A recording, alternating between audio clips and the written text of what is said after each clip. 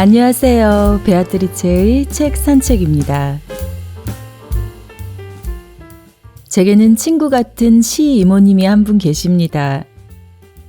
이모님 3분 중에 제 시어머니 다음으로 서열 2위시지만 젊어 혼자 되신 탓에 평생을 조카들의 유모로 살아오신 분이죠. 70을 훌쩍 넘긴 지금도 그 조카들의 아이들까지 보듬어주고 계시니 어쩌면 시이모님의 삶은 처음부터 끝까지 아이들과 또 그 아이들의 커가는 삶 자체였다는 표현이 맞을지도 모르겠네요. 평생을 아이들과 함께해서인지 아니면 미국 생활을 오래 하셔서인지 제가 처음 뵀을 때 시이모님은 뭐랄까 무척 개방적이시면서도 젊음이 느껴지는? 남편 말을 빌자면 친미문화적인 성향이 강하셨어요. 미국 영화와 미국 음식을 좋아하셨고 음악에 있어서도 한국 가요보다는 재즈나 팝을 선호하셨죠. 그러던 시이모님이 언젠가부터 본인은 임영웅 팬이라며 커밍아웃을 하시더라고요. 다른 이모들이 그랬다면 그런가 보다 했을 텐데 50년 가까이 한국 가요, 더구나 트로트에는 관심도 없던 분이 조용필도 나훈아도 아닌 임영웅 팬이라고 커밍아웃을 하시니 살짝 웃기기도 하고 당황스럽기도 하고 그래서 물었습니다. 왜 임영웅을 좋아하시는지. 그랬더니 첫째, 노래를 너무나 잘한다. 둘째, 착하다. 뭐가 착하냐고 물으니 부모한테도 잘하고 이웃한테도 잘하기 때문이라고요. 어떤 이웃이냐고 여쭤보니 좋은 일, 선한 일, 나눔을 많이 한다는 것이었습니다. 그거야 뭐 임영웅 씨 아니더라도 돈 벌면 누구나 하는 일이라고 말씀드리니 돈을 벌기 전부터 어려운 사람을 도와왔다네요. 그리고 마지막으로 배신을 안 해서라는 이모다운 말씀을 하시더라고요. 이모가 어떻게 그런 것까지 아시냐 다시 여쭤봤죠. 임영웅이 무명 때 매니저가 있었는데 지금 완전 뜨고 나서 커다란 기획사에서 손을 뻗어도 거절하고 함께 고생하던 그 매니저와 일을 한다고요. 제가 뭐 잘은 모르지만 장민호도 그러던데요? 했더니 그래도 임영웅은 달라 라고 단호히 말씀하십니다. 순간 남편과 손잡고 아침 일찍 산책을 하다 보면 JYP 근처에 그 시간에 학생들이 우글우글 모여있는 모습을 보면서 고개를 설레설레 저었던 일이 있었는데 이게 남의 일이 아니었더라고요. 저의 시이모님의 설명만으로는 살짝 납득이 안 되어서 왜 저렇게까지? 라는 궁금증이 들 즈음 그 이유는 말이야 라는 답을 가지고 나온 책 한 권을 발견했습니다. 왜 이토록 나이와 세대를 막론하고 임영웅을 사랑하는지. 이것이 요즘 회자되는 임영웅 현상이라면 도대체 임영웅 현상은 무엇이고 그 이유는 어디에서 오는지 만족스럽게 답을 얻을 수 있었습니다. 그리고 시이모님의 저 간단한 대답 속에 녹아있는 많은 이야기들을 들을 수 있었죠. 무엇보다도 책을 읽다가 저도 모르게 임영웅 현상에 빠져들어 팬심이 생겼다는 사실에 놀랐습니다. 임영웅 노래에 우리가 울고 웃는 까닭. 그의 노래는 왜 그토록 특별하며 대한민국을 들썩이게 한 임영웅 현상은 어떻게 만들어졌는지. 국내 최초 임영웅 음악평론 우리는 왜 임영웅을 사랑하는가로 오늘의 산책을 시작하겠습니다. 책의 본문 먼저 조금 들어보실게요. 임영웅은 절제를 아는 뮤지션이다. 단순히 아는 정도가 아니다. 노래를 부를 때 절제를 신조처럼 여기는 태도가 엿보인다. 이것은 결코 쉬운 일이 아니다. 한때 한국 사회를 뒤흔들었던 음악 경연 프로그램인 MBC 우리들의 일밤 나는 가수다에서 출연 가수들에게 조용필의 대표곡 30곡 중 각자 고른 곡을 부르게 한 적이 있다. TV에서 좀처럼 모습을 드러내지 않는 조용필이 직접 출연해 후배 가수들에게 조언하는 귀한 자리가 마련됐다. 당시 조용필의 말은 지금 들어도 인상적이다. 당대 최고의 가수들에게 조용필은 계속해서 덜어내는 것의 중요성을 강조했다. 조용필은 소몰이 창법으로 유명한 R&B 가수에게 자신 역시 초창기엔 감정을 많이 넣었다면서 감정을 조금만 내려놓으라고 했다. 폭발적인 샤우팅으로 유명한 락 보컬리스트에겐 바이브레이션 폭을 조금만 줄이는 게 나을 것 같다고 조언했다. 발라드 여자로 불리는 유명 가수에겐 가사가 아무리 슬퍼도 감정을 절제하는 것이 중요하다고 말했다. 임영웅은 가사가 특정 감정을 표출하는 상황을 맞을 때마다 마치 가사의 감정의 저항이라도 하듯 덤덤한 보컬로 대응하는 창법을 구사한다.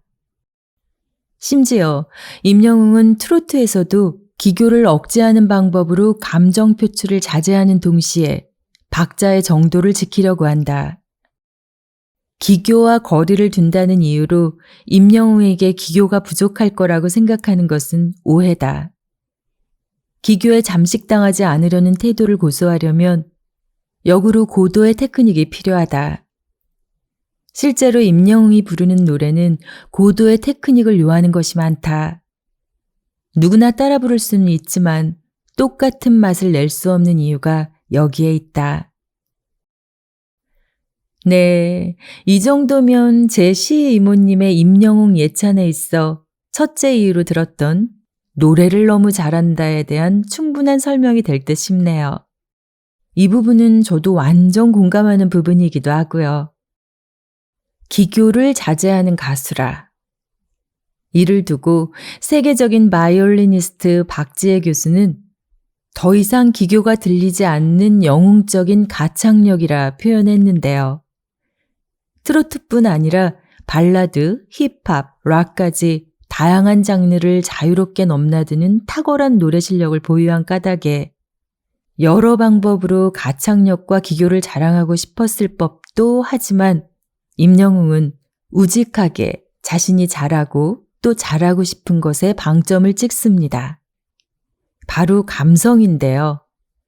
숱한 장르의 다양한 노래를 들었던 대중은 본능적으로 알고 있죠. 노래의 감동은 때로 기교를 넘어서는 데 있다는 것을요.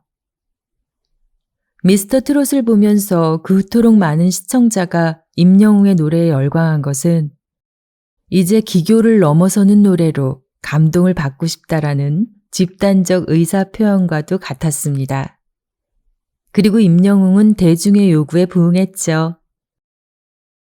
임영웅과 인연이 깊은 권노해만 작곡가는 말하듯이 편안하게 노래를 부르는 이게 말이나 행동에서도 드러난다고 했는데요. 무슨 말이냐고요? 사람들에게 미운 짓을 하지 않는데요. 새침하지 않는데요. 주위 사람들을 항상 배려하는 마음 씀씀이를 지녔답니다. 위트가 있지만 그렇다고 가볍지는 않대요. 자기가 부르는 노래처럼 담백하대요. 이건 제 시 이모님이 둘째 이유로 들은 착하다의 답이 되겠죠? 임영웅에 대한 미담이 많이 나오는 이유겠고요. 듣다 보니 임영웅 노래를 들을 때 뭔가 선을 절묘하게 지킨다는 느낌을 받지 않나요? 넘치지 않지만 부족하지도 않은 그 경계를 임영웅은 제대로 포착하는 것 같습니다. 권노해만 작곡가가 언급한 대로 이렇게 아티스트로서 노래와 행실을 일치시키는 태도는 다른 가수들도 본받아야 한다고 생각합니다. 말과 행동이 다른 사람은 이제 이쪽 분야에서도 좋은 평가를 받지 못하는 세상이 됐잖아요. 엔터테인먼트계의 임영웅이 돋보이는 이유겠고요. 중용이라는 말 들어보셨죠? 중용은 욕심이 지나친 탐욕과 모자란 금욕 사이의 경계를 넘나들며 절제라는 균형을 이루죠. 중용은 위험을 무릅쓰는 것인 지나친 무모함과 모자란 비겁 사이의 경계를 넘나들며 용기라는 균형을 잡습니다. 중용은 자기를 긍정하는 마음이 지나친 오만함과 모자란 비굴함 사이의 경계를 넘나들며 긍지라는 균형을 잡고요. 중용은 관심과 열정이 지나친 조급함과 모자란 나태함 사이의 경계를 넘나들며 성실함이라는 균형을 잡습니다. 자, 이제 이 중용의 자리에 임영웅을 넣어볼까요? 어떠신가요? 딱 맞아 떨어지지 않나요? 절제와 용기, 긍지, 그리고 성실함. 이 네 가지 중에 임영웅을 설명하지 않는 단어가 있나요? 천의무봉이란 말이 있습니다. 선녀의 옷엔 바느질한 흔적이 없다는 뜻인데 기교를 부린 흔적이 없어 극히 자연스러운 예술작품을 칭찬할 때 흔히 쓰이죠. 기교를 숨기고 감정 과잉과 기교를 자제하며 쿠세를 경계하는 임영웅의 보컬에는 가히 천의무봉이라는 수식어가 꼭 들어맞지 않나 싶습니다. 본문 조금 더 들어보실게요. 트로트는 자신을 둘러싼 세계가 절대 완벽하지 않다는 사실을 자각하게 하는 수단이다. 왜 슬프면서 슬프지 않은 척 해야 하나? 왜 힘들면서 힘들지 않은 것처럼 내색을 숨겨야 하나? 내면의 풍경을 기만하지 않고 드러내는 것은 소극적으로는 슬픔이 주는 정화를 구하려는 몸부림이자 적극적으로는 억압의 세계를 탈출하려는 시도다. 그런 측면에서 60대 이상 여성들에게 울음을 참으라고 하는 것은 세계가 부여한 감정만 드러내는 아바타의 삶을 요구하는 것이자 세계가 과연 살만한 것인지에 대한 고민을 멈추라고 강요하는 것과 다름없다. 60대 이상 여성이 상당수 포함되어 있을 것으로 추정되는 임영웅 팬카페 영웅시대 회원이 2023년 3월을 기점으로 무려 19만 명에 육박한다. 영웅시대 회원들은 2022년 초 산불 피해를 지원하기 위해 2억 원을 기부한 임영웅의 뜻에 동참하려 2억 6천만 원을 사랑의 열매에 기부한 적이 있다. 임영웅의 콘서트는 어느 지역에서나 예매를 시작하자마자 전 좌석에 표가 매진된다. 임영웅의 팬들은 온라인 음원 사이트에 1위에서 10위를 임영웅 노래로만 줄을 세우고 1년 넘게 임영웅이 아이돌 차트 평점 랭킹 1위를 차지하게 할 만큼 막강한 영향력을 행사한다. 아이돌 팬덤까지를 포함하더라도 이 정도로 적극적으로 자기 의사를 표현하는 팬덤이 많진 않다. 다 떠나서 60대 이상의 여성들을 이렇게까지 집단적으로 모이게 하고 흥분하게 한 사례가 한국 역사상 있었을까? 소외로 점철된 삶을 살아온 60대 여성들에게 임영웅은 그간의 억압에서 벗어나 욕망의 영토에 처음으로 발을 딛고자 하는 실존적 자각과 자기 모색의 계기다. 임영웅으로 인해 60대 이상 여성들은 다른 세계로 걸어 들어갈 수 있는 용기를 얻고 있다. 이 점을 간과하고선 임영웅 현상을 설명할 수 없다. 네, 드디어 임영웅 현상이라는 말이 나오는데요. 임영웅 현상이 도대체 뭘까요? 무엇이길래 한국 가요에 대해 50년 넘게 철벽을 쳤던 제 시 이모님마저도 저렇게 임영웅이라면 주무시다가도 벌떡 일어나게 만드는 걸까요? 저자의 말대로 고단하고 삭막한 시대의 삶을 건너다 임영웅이라는 오아시스를 발견한 이들끼리 모인 까닭에 임영웅 팬덤의 결속력은 그 어느 팬덤보다 단단합니다.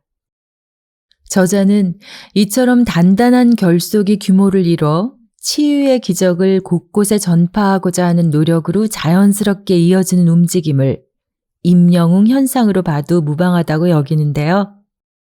임영웅 현상이 위대한 까닭은 살면서 처음으로 열광하는 대상을 찾은 이들이 자신이 경험한 치유의 기적을 타인과 기꺼이 공유하고자 하는 아름다운 마음이 모여 형성됐기 때문이겠죠.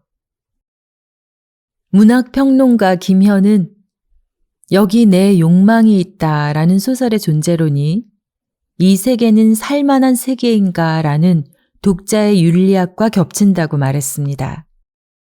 소설은 소설가의 욕망의 존재론이 읽는 사람의 욕망의 윤리학과 만나는 자리라는 것인데요. 그렇다면 소설이 아닌 노래에서는 어떨까요? 임영웅이 자기 자신만의 발화법에 목숨을 거는 듯한 작품 활동으로 자신의 욕망을 펼치고 있을 때 팬들은 임영웅의 노래를 저마다 자기만의 세계관에 이입해 새로운 감정을 만들어가고 있는 겁니다. 60대 이상 여성들에게 임영웅의 노래는 단순한 노래가 아닙니다. 무채색의 세계에 의미의 빛깔을 입히고 무의미한 일상에 서사를 부여하는 탈출구죠. 그러기에 소외로 점철된 삶을 살아온 그들에게 임영웅은 그간의 억압에서 벗어나 욕망의 영토에 처음으로 발을 딛고자 하는 실존적 자각과 자기 모색의 계기가 되는 겁니다. 임영웅으로 인해 그들은 다른 세계로 걸어 들어갈 수 있는 용기를 얻고 있는 거죠. 그러고 보면 인생에는 때로 비일상적인 일이 우리가 해야 하는 일상적인 일보다 더 중요할 때가 있는 것 같아요. 이런 순간에 우리의 삶은 인간적인 일들을 넘어서서 충만해지며 우리는 순식간에 자신을 뛰어넘어 내면에 있는 아름다움을 느끼기 시작하죠. 어쩌면 이런 순간들이 우리가 처음 제대로 삶을 바라보는 순간인지도 모른다는 생각을 해봅니다.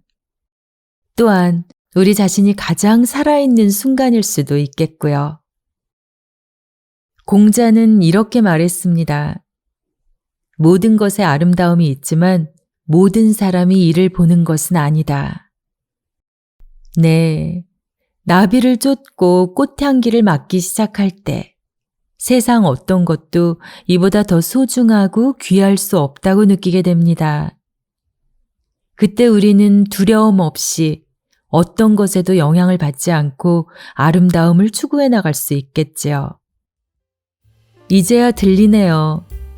제 시 이모님의 그 짧은 대답 속에 녹아있는 긴 삶의 이야기가 임영웅이 제 시 이모님으로 하여금 무엇을 보고 무엇을 느끼게 했는지 시 이모님을 모시고 임영웅 콘서트를 한번 다녀와야겠어요.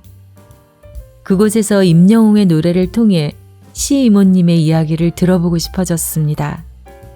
콘서트 티켓을 예매하는 것이 쉽진 않겠지만요. 삶을 변화시키는 책 한 권의 기적, 베아트리체의 책 산책이었습니다.